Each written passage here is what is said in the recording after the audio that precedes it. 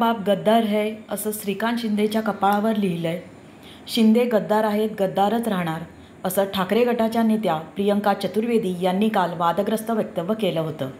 त्याबाबत शिंदे गटातील महिला प्रवक्त्यांनी त्यांचा चांगलाच खरपूस समाचार घेतलाय.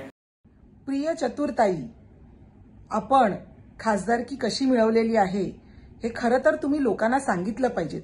कारण मराठीचा गंध नसताना, कुठलंही कर्तृत्व नसताना, शिवसेनेशी संबंध नसताना देखील आपण खासदारकी मिळवली आणि आता खासदारकीची टर्म संपत आल्यानंतर आपली जी तडफड चाललेली आहे ही आपल्या वक्तव्यातून दिसते आहे. खरं तर बुलंदीमधला एक डायलॉग तुम्हाला कदाचित माहिती नसेल की बिल्ली के दात गिरे नहीं और चली शेर के मुंह में हात डालने, अशीच काहीतरी तुमची परिस्थिती झालेली आहे. तुमचा काही संबंध नसताना दावोसला गुलाबी थंडीत तुम्ही काय केलं हे जरा तुम्ही लोकांना सांगा.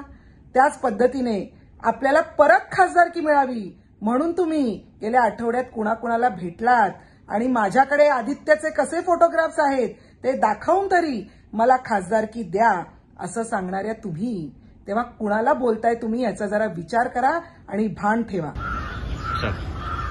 प्रियंका चतुर्वेदींनी आज माननीय श्रीकांतजी शिंदे आणि एकनाथजी शिंदे यांच्याबद्दल एक वक्तव्य केलंय गद्दारीवरून. मी त्यांना विचारू इच्छिते की तुम्हाला लोकसभा लढायची होती. आत्ता अनेक वर्षांपासून त्या प्रयत्नात आहे की त्यांना गोरेगाववरून निवडणूक लढायची आहे आणि आत्ता जिकडे रवींद्र वायकर यांना तिकीट दिलेलं आहे शिवसेनेने, तिकडून त्यांना खासदारकी देखील लढायची होती आणि असे ते प्रयत्नात होते की शिवसेनेकडनं उमेदवारी मिळावी. कारण त्यांना लोकसभेत जायचं आहे आणि माहिती आहे की मोदी लाट आहे, आपण जिंकून येणार.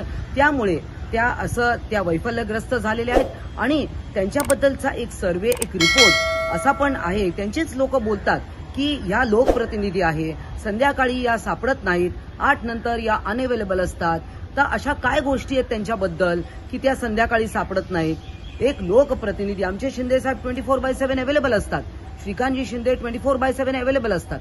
मग ह्या का लोकांना अवेलेबल नसतात? मग यांना जर का खासदारकी लढायची आहे तर यांनी विचार करायला पाहिजे की आपल्याबद्दल लोक काय बोलतात, त्यांच्याबद्दलचे जे रिपोर्ट्स आहेत ते काय सांगतात. त्यांनी याच्याबद्दल उत्तर द्या.